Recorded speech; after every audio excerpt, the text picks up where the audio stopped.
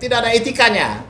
Ya, lembaga negara yang lain sudah menyatakan tidak memenuhi syarat dan diberhentikan, ya, dinyatakan tidak lulus setelah mengikuti berbagai macam tes, tetapi serta-merta ini diakomodir sampai ada yang menyatakan pimpinan KPK sebetulnya harus malu, padahal yang harusnya malu itu Kapolri.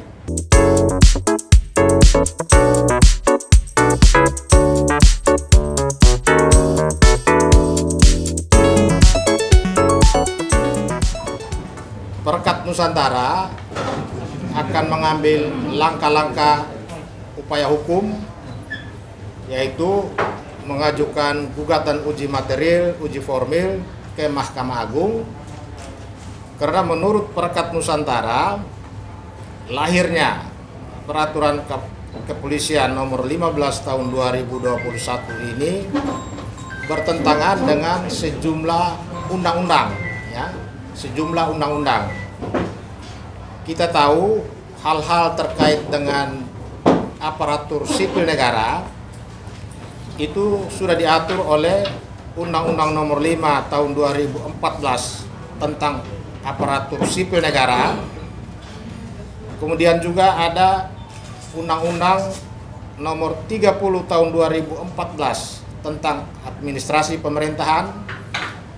Kemudian karena peraturan kepolisian negara Republik Indonesia ini masuk dalam kategori peraturan perundang-undangan menurut Undang-Undang Nomor 15 Tahun 2019 tentang pembentukan peraturan perundang-undangan, yang kalau kita lihat, ya, bentuk dan isi dari peraturan Kapolri Nomor 15 Tahun 2021 ini jelas bertentangan dan tidak selaras dengan payungnya. Payungnya itu peraturan perundang-undangan, tetapi isinya hanya mengatur tentang kepentingan 57 ex pegawai KPK yang dijadikan aparatur sipil negara. Padahal 57 pegawai KPK yang sudah diberhentikan itu diberhentikan secara resmi, ya, oleh pimpinan KPK akibat hasil seleksi Badan Kepegawaian Nasional yang menurut undang-undang sebagai lembaga yang diberi wewenang untuk melakukan seleksi atau rekrutmen sampai dengan pengangkatan seseorang menjadi ASN. Tetapi yang menjadi pertanyaan, kenapa kewenangan Badan Kepegawaian Nasional, ya, kewenangan Kementerian penertiban aparatur negara, kenapa ini bisa diambil alih, ya, dan dilakukan sendiri oleh Kapolri, hanya semata-mata menjawab kepentingan 57 orang. Padahal sifat dari sebuah peraturan perundang-undangan itu mengatur tentang hal-hal yang terkait dengan kepentingan banyak orang, ya, dia harus mengatur tentang hal-hal yang bersifat umum. Yang menurut kami 57 orang ini cukup diangkat kalau memang memenuhi syarat undang-undang. Keluarkan SK mengangkat Novel Baswedan dan kawan-kawan, ya, pertimbangannya A, B, C. Tetapi tidak bisa diatur dengan peraturan kepolisian negara Republik Indonesia yang di dalam hierarki peraturan perundang-undangan itu dia merupakan salah satu peraturan perundang-undangan, yaitu keputusan dari pimpinan lembaga negara, yaitu Kapolri. Jadi kita lihat di sini Kapolri sudah melakukan suatu tindakan perbuatan melawan hukum, bisa juga masuk menyalahgunakan wewenang, bisa juga masuk mencampur adukan wewenang atau melampaui wewenang lembaga lain.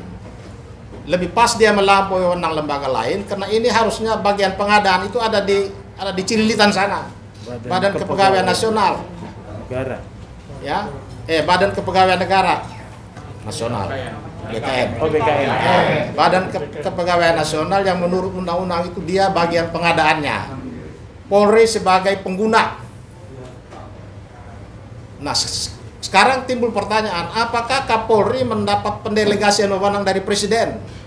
Karena kedudukan Presiden dalam hal ini dia selaku pembina tertinggi, ya, Kepegawaian Nasional seluruh Indonesia. Ketika dia mendapat pendelegasian, itu pun pendelegasian khusus mengenai mengangkat. Tapi proses seleksinya itu, pintu masuknya itu di Badan Kepegawaian Nasional. Tidak bisa hal ini ini kan boleh dikatakan kudeta. Ya, menciptakan suatu kekacauan di dalam manajemen aparatur sipil negara yang sudah diatur di dalam undang-undang. Yang mengherankan lagi, seperti kemarin juga sudah dijelaskan oleh IPW, Undang-Undang Aparatur Sipil Negara sama sekali tidak dijadikan acuan di dalam peraturan kepolisian negara ini, nomor 5 tahun 2021 ini, nomor 15 ini. Dia mengabaikan, karena kalau dijadikan acuan, bisa saja ini tidak jadi dilahirkan, karena tidak ketemu. Padahal harusnya, ya, selain undang-undang tentang Polri, ya, Undang-Undang Polri nomor 2 tahun 2002, di sini yang menjadi acuan di dalam mengingat itu juga undang-undang tentang administrasi pemerintahan.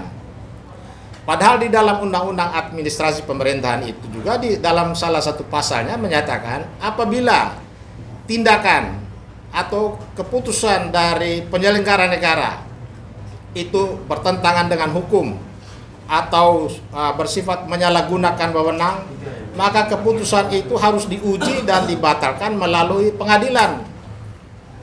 Itu kata Undang-Undang nomor 30 tahun 2014 tentang administrasi pemerintahan.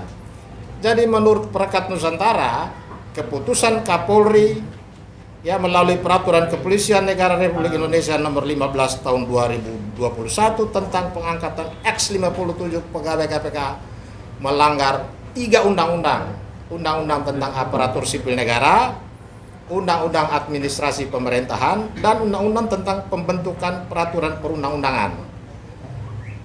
Dengan demikian, langkah selanjutnya, ya, Perekat Nusantara akan bicara juga dengan Kompolnas. Kompolnas juga harus ikut bertanggung jawab tentang lahirnya peraturan kepolisian nomor 15 tahun 2021 yang menggambarkan kekacauan administrasi kita. Ini kan tidak ada etikanya. Ya, lembaga negara yang lain sudah menyatakan tidak memenuhi syarat dan diberhentikan, ya, dinyatakan tidak lulus setelah mengikuti berbagai macam tes, tetapi serta-merta ini diakomodir. Sampai ada yang menyatakan pimpinan KPK sebetulnya harus malu. Padahal yang harusnya malu itu Kapolri, bukan pimpinan KPK. Mereka yang sudah dinyatakan tidak memenuhi syarat untuk menjadi pegawai negeri, kok di sini diambil. Nah, ini kita minta ya Presiden harus segera mengambil sikap. Karena bagaimanapun ujung-ujungnya ya ke Presiden. Apa yang dilakukan sekarang ini dengan keluarnya peraturan kepolisian itu bertentangan dengan undang-undang. Maka kalau bertentangan dengan undang-undang, maka mestinya ini peraturan ini ya gugur dengan sendirinya. Itu satu. Yang kedua, kalau ini dibiarkan, ini akan menimbulkan kekacauan hukum. Karena itu mesti segera diluruskan agar tidak menimbulkan persoalan yang lebih ruwet nanti ke depan. Ini soal bagaimana sistem ketatanegaraan kita dan sistem administrasi kepemerintahan kita. Dalam aspek kemanusiaan berlaku itu namanya kesetaraan, ya. Di ujung kesetaraan di sana lawannya adalah diskriminasi, ya.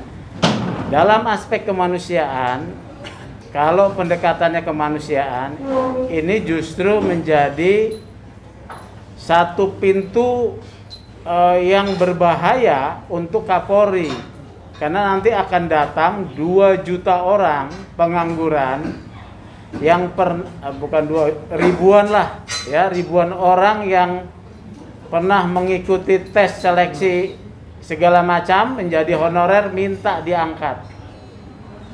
Kalau mereka kemudian tidak diterima, maka itu namanya diskriminasi, ya.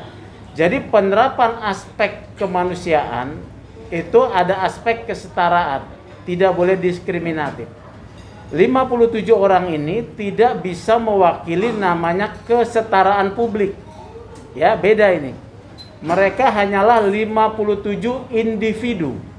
Walaupun punya yang namanya sisi kemanusiaan, Tapi dalam tugas tanggung jawab Polri sebagai pejabat publik, yang harus diterapkannya adalah prinsip-prinsip kesetaraan publik. Bagaimana kalau ada para guru honorer minta diangkat oleh beliau, ya, yang sudah bertahun-tahun mengajar tapi tidak pernah diangkat? Bagaimana kalau ada yang sudah ikut tes secapa, tes bintara yang tidak lolos, minta diangkat? Nah, tidak akan bisa terjawab karena aspek kemanusiaan di sini. Maka di dalam penyelenggara negara, prinsip-prinsip filsafat tersebut diterjemahkan dalam peraturan perundang-undangan, undang-undang ASN, ya, undang-undang Polri seperti tadi. Jadi akhirnya sebagai penyelenggara negara, pejabat publik, ketaatan kepada asas-asas kemanusiaan itu diwujudkan kepada ketaatan pada peraturan perundang-undangan. Tidak taat pada peraturan perundang-undangan, maka di sana juga terabaikan prinsip-prinsip kemanusiaan.